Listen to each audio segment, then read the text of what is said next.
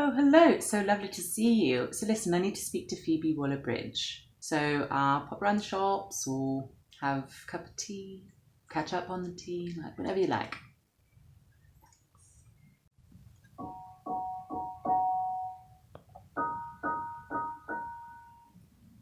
I know it's obnoxious when Americans think they need to do an English accent when they're dealing with anything remotely English, but I have a reason.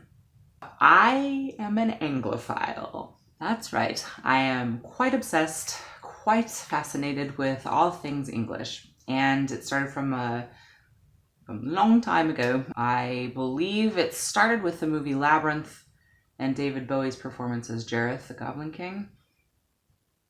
I think that's what started it. But there's also a series called Banana Man. It's like a cartoon where it was like a superhero. It was Banana Man. Several reasons why I think it's comforting to me. Plus also the terminology. You say lift for elevator. It makes like you're being lifted. It's a lift. A torch is lighting your way. It's holding a beacon of light in a dark night. I mean, there are just so many things that I just appreciate. Already, your point of origin is really working for you. Your impressive body of work in the two main ways that I will discuss today. One is Crashing. Wow. So I found Crashing about 4 years ago, I think, when it came out. I watch it every so often, just like binge the whole series, because not only is it extremely intelligent, well written, quirky but relatable, elevated but makes sense. A rom-com that it makes you feel like your romantic stuff isn't so bad, if that makes sense. It's true to life. It's realistic, it's gritty, but it's also very romantic, very sweet, very kind-hearted at the center of it. And I always appreciate kind-hearted things. Yes, there are moments of biting sarcasm or kind of an off-color nickname, but there's never anything really mean about what you have to say in your work. I really, really appreciate that. The specificity of your characters, especially in Crashing, people that you see in that show. You've had a friend that's obviously gay and they need to just come out the closet already because they're super big mo and no one is talking about it or recognizing it. So you identify with him. You identify with the lead character. You identify with everyone that's in there. You feel like you know them. You write people really well and you confront the darkness. You confront kind of the seedy side, but you never make it a bad thing. The good and the bad kind of exist in the same space. And that's awesome. It's teaching whomever's watching it to embrace their light and dark subliminally. I'm just gonna give a shout out to your dialogue. Your dialogue is so good. It retroactively fixes all the other subpar written by a man for a woman or someone who's not really in touch with modern culture or modern people, and they're trying to write like they know, and you can tell because it hits your ear holes and you're just like, what? So your dialogue has always been top drawer. You can tell you say it aloud because that's the only way to really truly write dialogue, is to speak it aloud with someone else and make sure it sounds like what people say. It's a tremendous gift that you've given me to retroactively fix all the shitty subpar ones that I heard before. Never have to do that with you. I do hope for another season. Very cliffhangery, the end of season 1. I understand if kind of the boat has kind of sailed, pandemic and like all that stuff. So I totally understand if it's really not in the cards. I'll just keep rewatching the 1.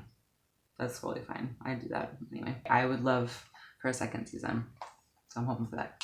And then as far as the other one, number 2, Fleabag, I didn't want to believe the hype, and so I didn't watch it for a long time. I just now got to it earlier this year, probably late winter, early springish. For some reason, I was just like, okay, I'm gonna watch it. It helped heal a lot of the issues that I had, relationship issues or whatever. It helped me see it in a new way and be able to heal.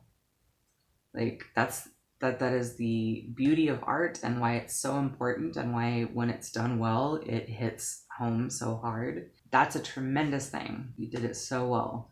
The relationship between Claire and Fleabag is probably the anchor for me in the whole series. Let alone, the other really interesting, complicated relationships that are so well done, so well acted, so well executed, but at the same time, they all make sense. There's nothing really contrived or for laughs. It's very inspired. You can tell all of the characters, as I said with Crashing, all of the characters are inspired, and they come from a place of respect, and they come from a place of sheer and utter get over yourself, which is, I think that's what close relationships are. I didn't want to believe the hype, but it's good stuff. And it came to me when I needed it. It sincerely helped me heal some things. Genuine tears of unshed sorrow. Anyone who can write to the degree that it inspires that in someone else, I will always watch what they do. I will always follow their career.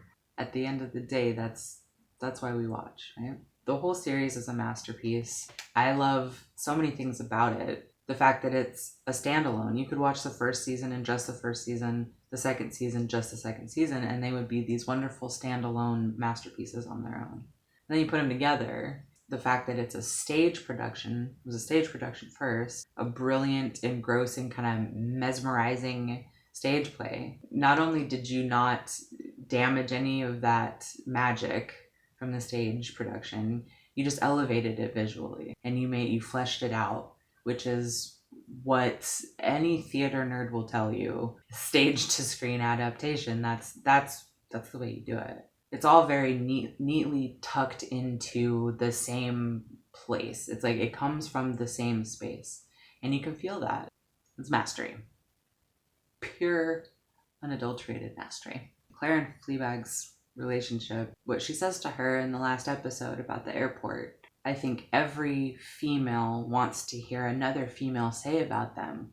You really want someone that you're close to, that you look up to, that you love, that you have this complicated thing. You long to hear them say that they still have your back, no matter how complicated or sordid your relationship is. They still love you. They still have you. It's beautiful to see that being exemplified in today's world, just in society where women are so competitive with each other. We're so pitted against each other so often. In broad, vivid, beautiful detail, a relationship that blossoms into something, that defies all of that.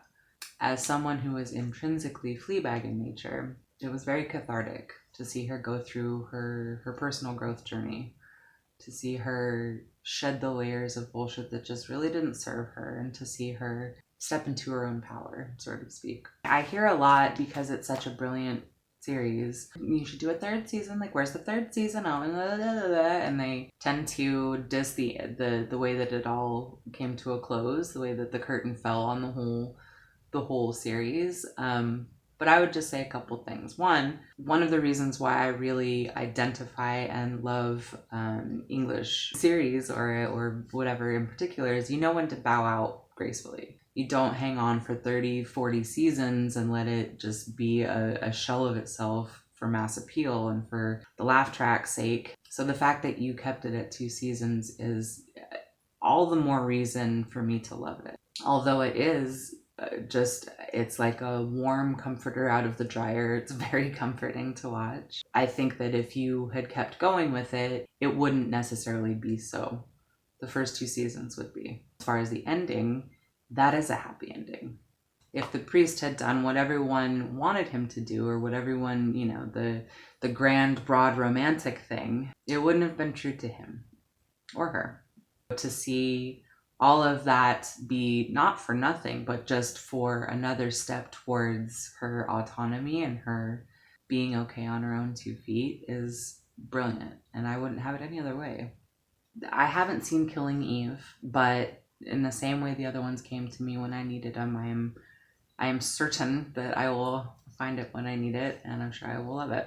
You illustrate the light and the darkness, the shadow of people really well. You lay it bare, and you don't apologize for it. You don't make it a thing. You just very conversationally show people's contrast in their light and dark. And I know your star is a meteoric rise, or the splash you made in America was a huge splash. I couldn't be happier for your success. But I just hope that on your journey, on your skyrocket to the moon, I hope that you never lose that shadow. You never get rid of the shadow that you write so well. The dark, the light. I hope that that isn't dimmed in the big megawatt star that you are now. And continue to be. So thank you from the bottom of my heart for all of the wonderful inspiration that you've given me. Really excited for whatever's next. I know that you were working on the new James Bond movie. So that'll be fucking awesome. I'm very proud of you. I've never met you, but I'm very proud of you. And you do my heart good and you inspire me, as a creative person and just as a female. All of the interviews that I've seen you in, you seem genuine and confident with a good head on your shoulders, and you know your value. You let that lead you. And I love that about you. And that you seem really humble and really sweet. And like if someone approached you for a selfie or something, you would totally be down. So thank you. Thank you for all the inspiration, for being a badass without even trying. So in summation, P-dub, if I'm ever in LA or across the pond, I think we should have a pint, have a smoke, shoot the shit. I'd love that.